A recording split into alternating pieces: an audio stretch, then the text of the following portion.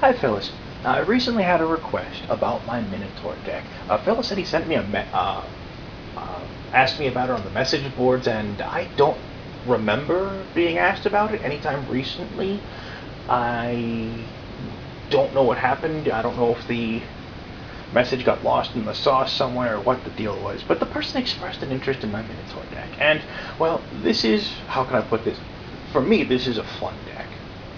It's not necessarily consistent, but it's a really fun deck. It's great fun to play, and when it works, it's a thing of beauty, like many of my decks. The thing of beauty when it works that, like many of my control decks, it specializes in pushing you onto the ground, sitting on your chest, and then slapping you in the head repeatedly, going, "What are you going to do about it? What are you going to do about it? What are you going to do about it?"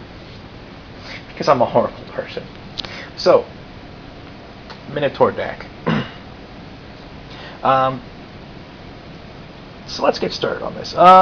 Where do we start? Let's start with the mana base, just for poops and giggles. It's got 3 mountains. I want to say it's 10 islands. Yeah, 3 mountains, 10 islands, 2 Shivan Reefs. Taps for a colorless mana, or tap for red or blue and deals 1 damage to you. 2 Scalding Tarns. Tap, pay a life, sacrifice Scalding Tarn. Search your deck for a mountain or island, put it into play. Pretty nice. And I've got 4 lands that are proxies, stuff that I know that I own too. A playset of bad plateau proxies, because I didn't, when I whipped up these proxies, I didn't have the inclination at the time to set my printer up and print off some nice looking proxies and trim them out and stick them on. That, of course, is like some of these cards I really don't want to proxy on permanently, like a pair of Caldera Lakes, which are early versions of Shivan Reef, really. If they came into play tapped, Shivan Reef does not. And of course, 8 Proxy Tundra, which is Shivan Reef. Go fig. For those that don't know, plateaus are mountain plains, and Tundra is Plains Island. All well and good. They're old school revised, old alpha, beta, unlimited revised dual lands, and they're pretty spiffy. They're better than Shocklands even, heavens forbid, because they don't come into play tapped. Shocklands do, unless you want to lose 2 life. All well and good. Now, this is kind of a hybrid aggro-control deck, which some people find kind of weird, but that's alright. Let's go with the aggro portion of it, okay? So we've got 1 Minotaur Illusionist. He's 3, a blue and a red for a 3/4. You can pay a colorless and a blue to give him Shroud till end of turn, or you can pay red and sacrifice him to have him deal damage to target creature equal to his power. All well and good. Just 1 of him, though. Put that aside. 4 Anubis Spirit Crafters. This is the closest thing we've really got to a Minotaur Lord at this point, guys. He's 2 and double red for a 1/3. All Minotaurs get +1/+0. That means this guy by himself is technically a 2/3 because he gets his own bonus. Lord of Shatter Skull Pass. It's a level up Minotaur. 3 and a red. He starts off as a 3/3. He levels up for a colorless and a red. At levels 1 through 5, he's a 6/6. At level 6 and higher, not only is he a 6/6, but when he attacks, all creatures defending player controls take 6 damage. Well, he deals 6 to them. That's pretty saucy. I like it. It's worked out in my favor a few times. A pair of Boros Reckoners. He's a 3/3 for 3 mana in any combination of red and white. You can pump red or white to give him first strike till end of turn. Whenever he is dealt damage, he deals that much damage to a creature or player. He's pretty saucy. 2 Tarngoth, Tolrum Hero. For 3 and double red, he's a 4/4 Vigilance, 1 colorless red, tap, and he fights target creature. I know it looks like there's more text on that. More text on there than I just said there is, but basically what it comes down to is he was printed before Vigilance was a keyword and before Fight was a keyword. And technically, I don't know if he's technically been eroded for his ability to say he fights target creature, but for all intents and purposes, it's what he does. It's what he does. 2 Ethereum Horn Sorcerers, 4 colorless, red, blue, 3/6. For a colorless of blue and a red, you can return him to owners. You return him to your hand, and he's got Cascade. Well, now what's nice about him having Cascade, if I should happen to hard cast him, anything in the deck I could possibly Cascade into, he can play, because he's the highest casting cost card in the deck. The only thing I can't Cascade into with him is the other copy of him. 2 copies of Zedra the Great-Hearted. She's 1 colorless, red, white, blue. For a 2/4, at the beginning of your upkeep, you gain X life and draw X cards, where X is the number of permanents you own that your opponents control. And for red, white, blue, she lets you give one of your permanents, controls one of your permanents, to target opponent. All well and good. 2 Volcanic Fallouts. Colorless double red, instant, can't be countered, deals 2 damage to each creature and each player. It's alright, it's kind of funky. It's got reason for being there, though, beyond simply being a low toughness board wipe. There's a reason. Trust me on this. Let's get to some of the more controlling elements. A Seal of Fire and a Seal of Removal, both from Nemesis. It was a cycle. Seal of Fire ended up getting reprinted in the original Ravnica block in Dissension, if I recall correctly. So anyways, they're both 1 mana of their respective colors. They're both enchantments. They don't actually do anything, but you can sacrifice Seal of Fire for 2 damage to our creature or player. You can sacrifice Seal of Removal to return to our creature to its owner's hand. It's kind of funky. More control, more control. A Playset of Monoliths. Stronghold. Original printing, guys. Yay. 3 counter spells. Yes, the classic counter spell. Blue, instant counter target spell. Shazam. If you look at these, these are Ice Age, that's Tempest, and if you also, I don't think you can make it out on this video, but their type line doesn't say instant, it says interrupt, because that's what counter spells originally were. Yes, there used to be a type called interrupt, for those that don't know. It was really weird. Basically, once you put an interrupt on the stack, the only thing that could be played were other interrupts. And the stack sort of didn't quite exist at the time. They had this thing called batches, blah, blah, blah, blah, blah. But pre-6th edition Magic rules were kind of weird. But that's okay. So, what else we got? Hesitation. Colorless and a blue, enchantment. If any spell is played, counter that spell and sacrifice Hesitation. So basically what Hesitation does is it sits there on the board and says, the next thing that casts is and the next spell cast kills me and is countered. It's kind of interesting.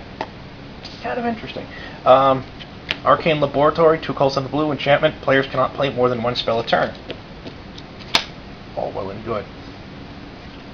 2 Skull of Orm, 3 to play, 5 and tap. Bring an enchantment from your graveyard to hand. It's an artifact. Old artifact frame and everything. It's from the Dark. It was reprinted in a set a handful of years ago. Base set. I can't remember which one, though. All well and good. Didgeridoo. Apparently this thing has jumped to like $4 in price when it used to be like a 50-cent card. Apparently the rumor has it there's going to be a bunch of Minotaurs and Theros. The set coming up in about 2.5 months. So we'll see how that works out. The Didgeridoo itself, 1 colorless artifact, pay 3 colorless, take a Minotaur from your hand, put it directly onto the battlefield. That's pretty saucy, but this does is since it's an activated ability of an artifact doing this, it pretty much makes your Minotaurs almost uncounterable and playable at instant speed for 3 colorless. Pretty saucy. Here's a proxy of a card that I have several copies of, but not enough to put in all of my decks. Enlightened Tutor, a single white to cast, instant. You search your deck for an artifact or enchantment, shuffle your deck, put that card on. You reveal the card, of course. Shuffle your deck, and then put that card on top of the deck. So there's a lot of artifacts and enchantments in the deck that I would want to get. So some might ask, okay, how is this deck supposed to work? Well, obviously, most of the Minotaurs just work by turning sideways and just planting hooves and fists in people's faces, which is a wonderful thing. It really is. But the big thing is how it's supposed to operate. Here we go, guys. Here we go. Check this out. So, Arcane Laboratory means players can only cast one spell a turn. Having hesitation on the board means that whenever a spell is cast, it gets countered. So your opponent can't cast anything without it being countered. And then you have Skull of Worm. Basically what happens is during your opponent's turn, if he has nothing to cast, okay, whatever, who cares?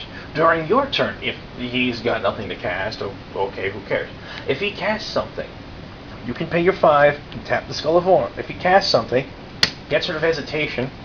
Hesitation's in the graveyard. Arcane Laboratory still on the board. That was his one spell for the turn. He can try to cast something else on your turn now if he wants to, but it's got to be an instant. Maybe he's playing counter spells himself. I don't know. But theoretically, you probably at this point have plenty of mana open for casting your own counter spells as well. Whoop-de-flippin'-dee, right? Also, for example, if you just wait till your opponent's next turn. At the end of his turn, you can pay your 5, tap the skull, return hesitation to your hand. On your next turn, you play hesitation. Maybe he counters it, maybe he doesn't. If he doesn't counter it, he's got problems because there's hesitation again. That locks the game up. It locks it up pretty good. You're limited to whatever's on the board for the most part. There's a few graveyard decks that get around that, but for the most part, it locks up the board. Where Didgeridoo comes out into this is you play it on the first turn, and you can cheat your Minotaurs into play, totally evading this, because that's the activated ability of an artifact. You're getting completely around this lockout. It doesn't matter. You don't care.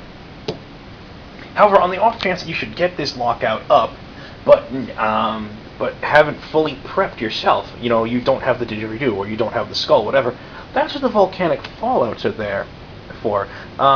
Especially if your opponent got some wingies out and then you drop the lockout. Volcanic Fallout sits there and does 2 damage to everything, and it can't be countered. So it will trigger the hesitation, but the fallout will still actually have its effect because it can't be countered, which is pretty saucy. Zedra the Greatheart is in there for a lot of nice craps and giggles because hesitation, Arcane Laboratory, those cards don't care whose side they're on. Hey, here's my hesitation. Here's my Arcane Laboratory. Now that you have both of those, guess what? I'm like gaining life and drawing extra cards. I don't care. Go ahead. It's pretty saucy. So, like I said, this is a fun deck. It's an evil deck, like most of my fun decks are. Cards that I used to have another Minotaur Illusionist in the deck. I used to have a playset of Annabis Shamans in the deck. Look at that, guys. The art lines up. Look at that. But anyways, the Annabis Shamans were mostly there as pingers. It's 3 and a red for a 2/2 that you pay red and tap it for 1 damage to creature or player. It's a really inefficient pinger, but it's still a pinger and it's still a battle cattle. A Minotaur. Used to have a second Seal of Fire in there. It got cut. Used to have a couple of Totem Champions. It's a 4 and a red for a 3/3 first striker. Creatures blocking or blocked by it lose first strike till end of turn. Interesting. He didn't make the cut. I used to have another hesitation in there. I figure I don't need 4 hesitations in the deck if I've got the Enlightened Tutor. 2 more Volcanic Fallouts. I don't think they were actually in the deck, but they're in sideboard. A playset of Banefires. Once again, there for that uncounterable ability, But I don't really think it ever really made the cut. Null Brooch used to be in the deck. It didn't work out too well. It's 4 colorless, artifact, 2 colors, tap, discard your hand, counter target non-creature spell. That's pretty saucy, but the problem once again is and you can even do that when you have an empty hand. Discarding an empty hand is still discarding. Kind of silly because it doesn't actually say you have to have any cards in your hand. But it ended up not being terrifically useful. Pair of Mana Severance. Color Sun of Blue, search your library for any number of lands, exile them, shuffle the rest. It's a sorcery. basically was in there because once you get a certain amount of land on the board, any extra land you draw, you pull up are dead draws. So I figured you could play that, cut out the excess lands, and it'd be better. And it just never really worked out that way. You usually end up being a dead draw all the time. A pair of Rolling Thunders. They were in there originally to give the deck a little direct damage ability. X red sorcery deals X damage to divided as you choose amongst any number of target creatures and/or players. That's pretty saucy. That's a card that could use a reprint, mind you, but it never really worked out very well. So it ended up getting cut. So that's the deck, guys. It's a fun deck. I love the deck. I enjoy playing it. Some of the people down at the FLGS, they see the deck and they're like, "Oh God, it's awesome. It's fun. I like it. It does mean stuff. It does mean stuff when it works. It's not terrifically consistent, but it's very fun." Alrighty. So, there it is, guys. Battle Cattle, Kid Science, fun stuff, blah, blah, blah. Alright, be good, fellas, stay safe, etc., etc.